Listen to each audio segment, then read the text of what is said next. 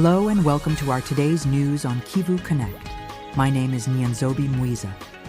Tensions soared once again in South Kivu today, 2nd December 2025, as fresh clashes broke out between a coalition of FARDC troops, Wazalendo militia, and Burundian forces against AFC M23 MRDP-TWIRWANEHO positions in multiple strategic areas.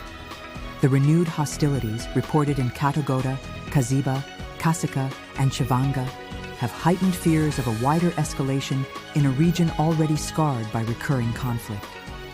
Early accounts from residents and local sources describe heavy gunfire, chaotic population movements, and growing concern for civilian safety as fighting intensifies across the province. More details with Nyamadubu Nyakazungu. Fighting intensified on Tuesday across several parts of South Kivu province, where a coalition composed of FARDC government troops, Wazalendo militia, and Burundian forces launched simultaneous operations against positions held by AFC M23 MRDP-TWIRWANEHO.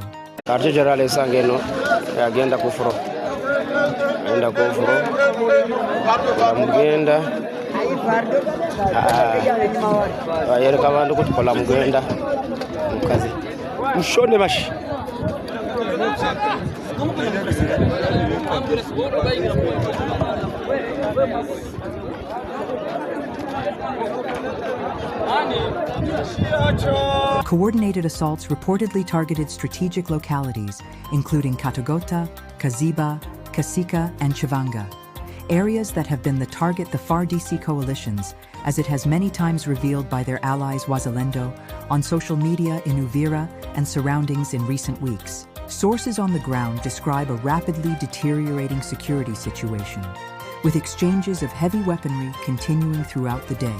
Civilians in nearby villages report sustained gunfire and increased movement of armed groups, triggering widespread fear and displacement. Humanitarian actors warn that the renewed hostilities risk further destabilizing communities already vulnerable due to earlier waves of violence.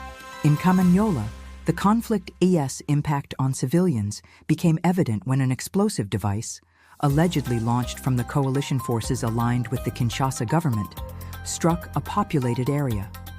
Initial reports confirmed the deaths of 3 civilians and injuries to 5 others. Among these affected people, they include 1 man, 1 woman, and 3 children. Medical teams and local authorities are still working to verify the full extent of casualties. Communications with several affected localities remain limited due to ongoing clashes and restricted access, making it difficult to assess the broader humanitarian situation. More updates are expected as information becomes available and security conditions permit fuller reporting. This remains a provisional report pending further confirmation from field sources, as heavy clashes erupt once again in South Kivu, where FARDC troops, Wazalendo militias, and Burundian forces have launched assaults on AFC M23 MRDP-TWIRWANEHO positions. Regional diplomatic efforts continue in parallel. In Doha, ongoing discussions aimed at de-escalating tensions in eastern DRC have gained renewed urgency as the situation on the ground deteriorates. Meanwhile, anticipation is building around a forthcoming meeting in Washington, where Presidents Paul Kagame of Rwanda and Felix Tshisekedi of the Democratic Republic of Congo are expected to discuss and potentially sign a peace agreement.